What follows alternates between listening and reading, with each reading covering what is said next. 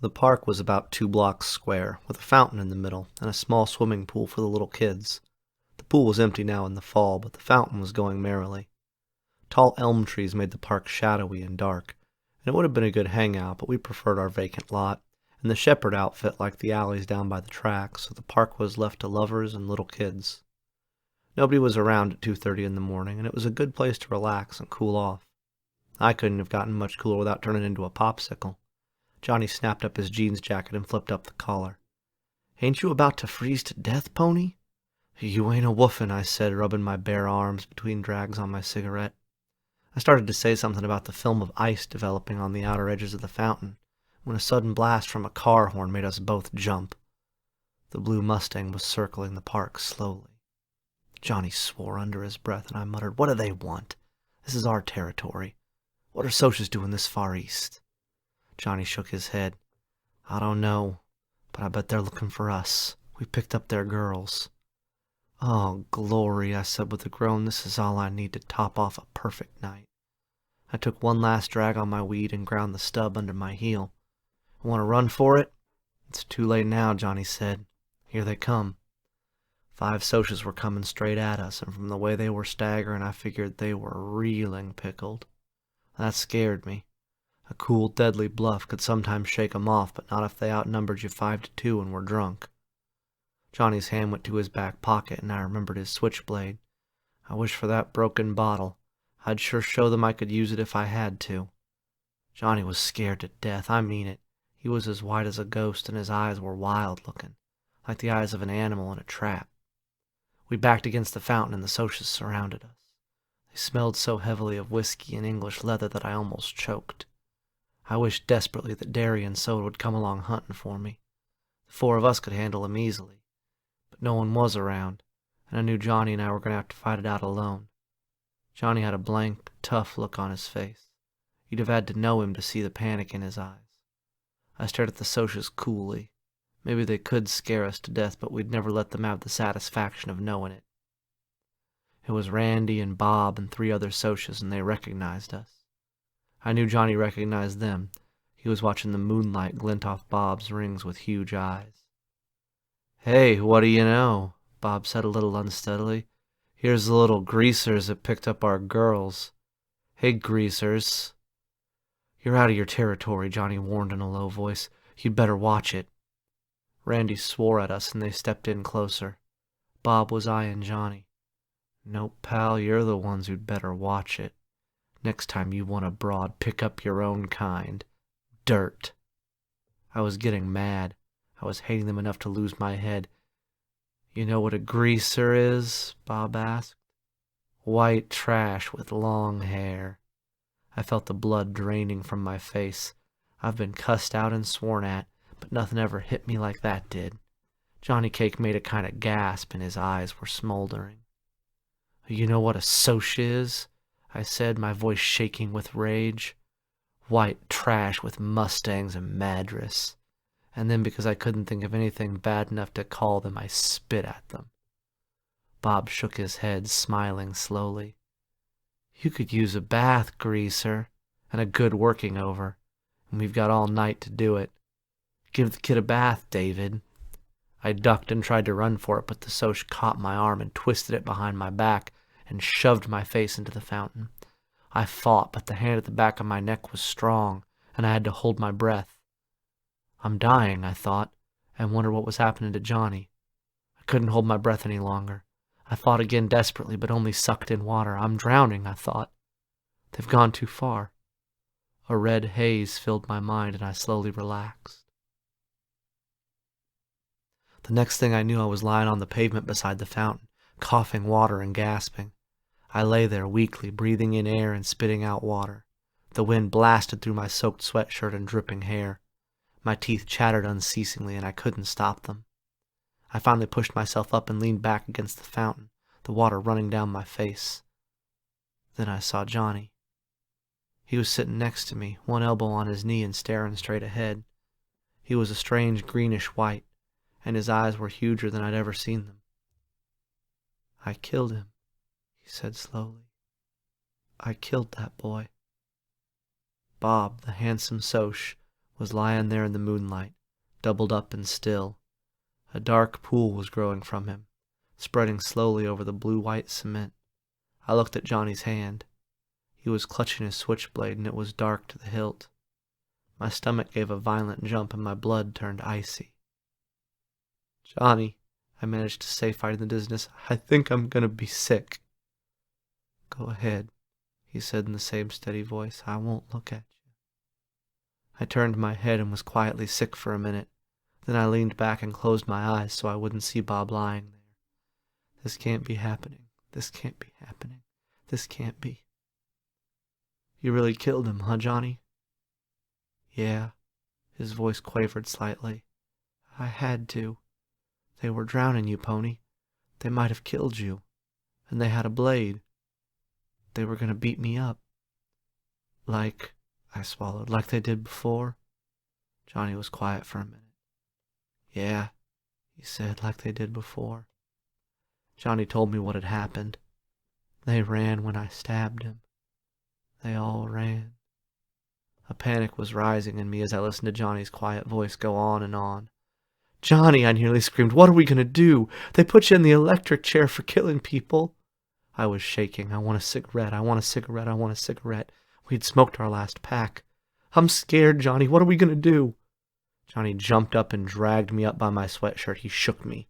"Calm down, Pony Boy. Get a hold of yourself." I hadn't realized I was screaming. I shook loose. "Okay," I said. "I'm okay now." Johnny looked around, slapping his pockets nervously. "We gotta get out of here. Get somewhere. Run away. The police'll be here soon." I was trembling, and it wasn't all from cold. But Johnny, except for the fact that his hands were twitching, looked as cool as Derry ever had. "We'll need money, and maybe a gun, and a plan." "Money? Maybe a gun? A plan? Where in the world will we get these things?" "Dally," Johnny said with finality. "Dally'll get us out of here." I heaved a sigh. Why hadn't I thought of that? But I never thought of anything. Dallas Winston could do anything. "Where can we find him?" "I think at Buck Merrill's place. There's a party over there tonight. Dally said something about it this afternoon." Buck Merrill was Dally's rodeo partner. He was the one who'd got Dally the job as a jockey for the Slash J. Buck raised a few quarter horses and made most of his money on fixed races and a little bootlegging. I was under strict orders from Derry and Soda not to get caught within 10 miles of his place, which was dandy with me. I didn't like Buck Merrill. He was a tall, lanky cowboy with blonde hair and buck teeth. Or he used to be buck-toothed before he had the front two knocked out in a fight. He was out of it. He dug Hank Williams. How gross can you get? Buck answered the door when we knocked, and a roar of cheap music came with him. The clinking of glasses, loud, rough laughter, and female giggles, and Hank Williams. It scraped on my nerves like sandpaper. A can of beer in one hand, Buck glared down at us. "What do you want?" "Dally," Johnny gulped, looking back over his shoulder. "We gotta see Dally." "He's busy," Buck snapped, and someone in his living room yelled, "Ah-ha!" and then, "Yee-haw!" and the sound of it almost made my nerves snap. "Tell him it's Pony and Johnny," I commanded. I knew Buck, and the only way you could get anything from him was to bully him. I guess that's why Dallas could handle him so easily, although Buck was in his mid-20s and Dally was 17. "He'll come." Buck glared at me for a second, then stumbled off. He was pretty well crocked, which made me apprehensive. If Dally was drunk and in a dangerous mood. He appeared in a few minutes, clad only in a pair of low-cut blue jeans, scratching the hair on his chest. He was sober enough, and that surprised me. Maybe he hadn't been there long. "Okay, kids, what do you need me for?" As Johnny told him the story, I studied Dally, trying to figure out what there was about this tough-looking hood that a girl like Cherry Valance could love. Tow-headed and shifty-eyed, Dally was anything but handsome. Yet in his hard face there was character, pride, and a savage defiance of the world. He could never love Cherry Valance back. It would be a miracle if Dally loved anything. The fight for self-preservation had hardened him beyond caring. He didn't bat an eye when Johnny told him what had happened, only grinned and said, "Good for you," when Johnny told how he had knifed the Soch. Finally Johnny finished. "We figured you could get us out if anyone could.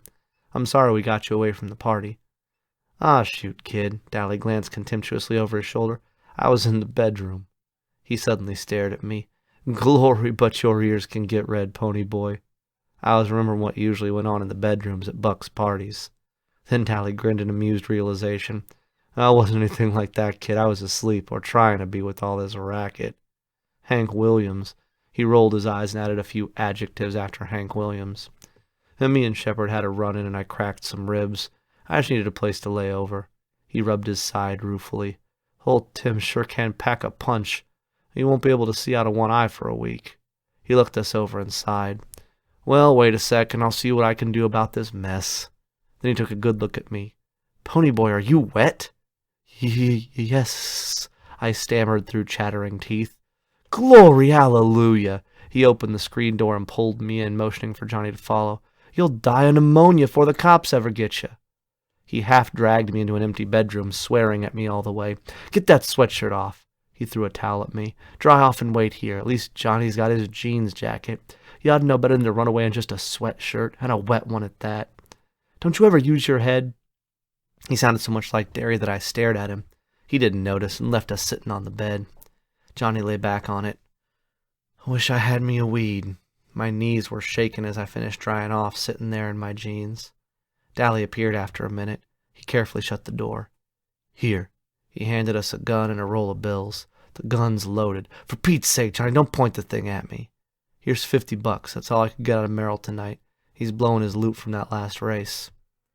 You might have thought it was Dally who fixed those races for Buck being a jockey and all, but it wasn't. The last guy to suggest it lost 3 teeth. It's the truth. Dally rode the ponies honestly and did his best to win. It was the only thing Dally did honestly. Pony, did Derry and Soda Pop know about this? I shook my head. Dally sighed. Boy, howdy, I ain't itching to be the one to tell Derry and get my head busted. Then don't tell him, I said.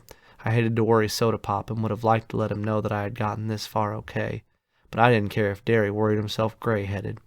I was too tired to tell myself I was being mean and unreasonable. I convinced myself it wouldn't be fair to make Dally tell him. Derry would beat him to death for giving us the money and the gun and getting us out of town.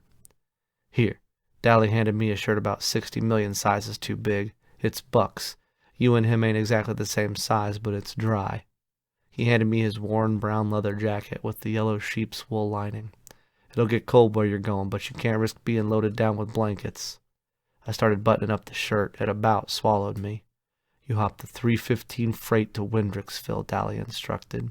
There's an old abandoned church on top of Jay Mountain. There's a pump in back, so don't worry about water. Buy a week's supply of food as soon as you get there this morning before the story gets out, and then don't so much as stick your noses out the door. I'll be up there as soon as I think it's clear. Man, I thought New York was the only place I could get mixed up in a murder rap. At the word murder, Johnny made a small noise in his throat and shuddered. Dally walked us back to the door, turning off the porch light before we stepped out. Get going, he messed up Johnny's hair. Take care, kid, he said softly. Sure, Dally, thanks. And we ran into the darkness. We crouched in the weeds beside the railroad tracks, listening to the whistle grow louder. The train slowed to a screaming halt. Now, whispered Johnny. We ran and pulled ourselves into an open boxcar. We pressed against the side, trying to hold our breath, while we listened to the railroad workers walk up and down outside.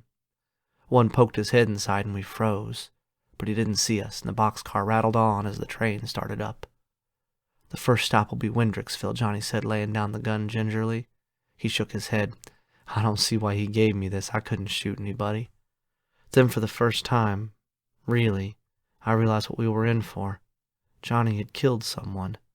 Quiet, soft-spoken little Johnny who wouldn't hurt a living thing on purpose had taken a human life. We were really running away, with the police after us for murder and a loaded gun by our side. I wish we'd asked Dally for a pack of cigarettes. I stretched out and used Johnny's legs for a pillow. Curling up, I was thankful for Dally's jacket. It was too big, but it was warm. Not even the rattling of the train could keep me awake, and I went to sleep in a hoodlum's jacket, with a gun lying next to my hand. I was hardly awake when Johnny and I leaped off the train into a meadow. Not until I landed in the dew and got a wet shock did I realize what I was doing. Johnny must have woke me up and told me to jump, but I didn't remember it. We lay in the tall weeds and damp grass, breathing heavily. The dawn was coming. It was lightening the sky in the east, and a ray of gold touched the hills. The clouds were pink, and meadowlarks were singing. This is the country, I thought, half asleep. My dreams come true and I'm in the country. Blast it, pony boy, Johnny was rubbing his legs. You must have put my legs to sleep. I can't even stand up. I barely got off that train. I'm sorry, why didn't you wake me up? That's okay. I didn't want to wake you up until I had to. Now, how do we find Jay Mountain? I asked Johnny. I was still groggy with sleep and wanted to sleep forever right there in the dew and the dawn. When we go ask someone. The story won't be in the paper yet. Make like a farm boy taking a walk or something. I don't look like a farm boy, I said. I suddenly thought of my long hair combed back and the slouching stride I used from habit. I looked at Johnny. He didn't look like any farm boy to me. He still reminded me of a lost puppy who had been kicked too often. But for the first time I saw him as a stranger might see him. He looked hard and tough, because of his black t-shirt and his blue jeans and jacket, and because his hair was heavily greased and so long. I saw how his hair curled behind his ears, and I thought, we both need a haircut and some decent clothes. I looked down at my worn, faded blue jeans, my too big shirt, and Dally's worn-out jacket. They'll know we're hoods the minute they see us, I thought. I'll have to stay here, Johnny said, rubbing his legs. You go down the road and ask the first person you see where Jay Mountain is. He winced at the pain in his legs. Then come back, and for Pete's sake, run a comb through your hair and quit slouching down like a thug. So Johnny had noticed it too. I pulled a comb from my back pocket and combed my hair carefully. I guess I look okay now, huh, Johnny? He was studying me. You know, you look an awful lot like Soda Pop the way you've got your hair and everything. I mean, except your eyes are green. They ain't green, they're gray, I said, reddening, and I look about as much like Soda as you do. I got to my feet. He's good-looking. Oh, shoot, Johnny said with a grin. You are, too. I climbed over the barbed wire fence without saying anything else. I could hear Johnny laughing at me, but I didn't care. I went strolling down the red dirt road, hoping my natural color would come back before I met anyone. I wonder what Derry and Soda Pop are doing now, I thought, yawning. Soda had the whole bed to himself for once. I bet Derry's sorry he ever hit me. He'll really get worried when he finds out Johnny and I killed that Soch. Then, for a moment, I pictured Soda Pop's face when he heard about it. I wish I was home, I thought absently. I wish I was home and still in bed. Maybe I am. Maybe I'm just dreaming. It was only last night that Dally and I had sat down behind those girls at the nightly double. Glory, I thought with a bewildering feeling of being rushed. Things are happening too quick, too fast. I figured I couldn't get into any worse trouble than murder. Johnny and I would be hiding for the rest of our lives. Nobody but Dally would know where we were, and he couldn't tell anyone because he'd just get jailed again for giving us that gun. If Johnny got caught, they'd give him the electric chair, and if they caught me, I'd be sent to a reformatory. I'd heard about reformatories from Curly Shepherd, and I didn't want to go to one at all. So we'd have to be hermits for the rest of our lives and never see anyone but Dally. Maybe I'd never see Derry or Soda Pop again, or even Two Bitter Steve. I was in the country, but I knew I wasn't going to like it as much as I'd thought I would. There are things worse than being a greaser. I met a sunburned farmer driving a tractor down the road. I waved at him and he stopped. Could you tell me where Jay Mountain is? I asked as politely as I could. He pointed on down the road. Follow this road to that big hill over there. That's it. You taking a walk? Yes, sir. I managed to look sheepish. We're playing army and I'm supposed to report to headquarters there. I can lie so easily that it spooks me sometimes. Soda says it comes from reading so much. But then, Two-Bit lies all the time too, and he never opens a book. Boys will be boys, the farmer said with a grin, and I thought dully that he sounded as corn pony as Hank Williams. He went on, and I walked back to where Johnny was waiting.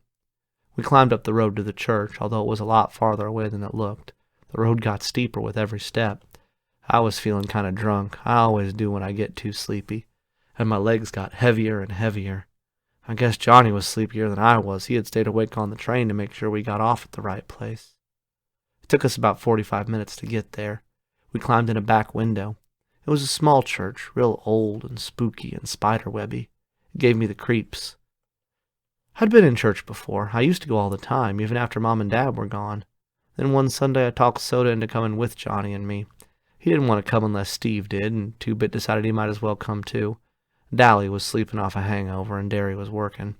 When Johnny and I went, we sat in the back, trying to get something out of the sermon and avoiding the people because we weren't dressed so sharp most of the time.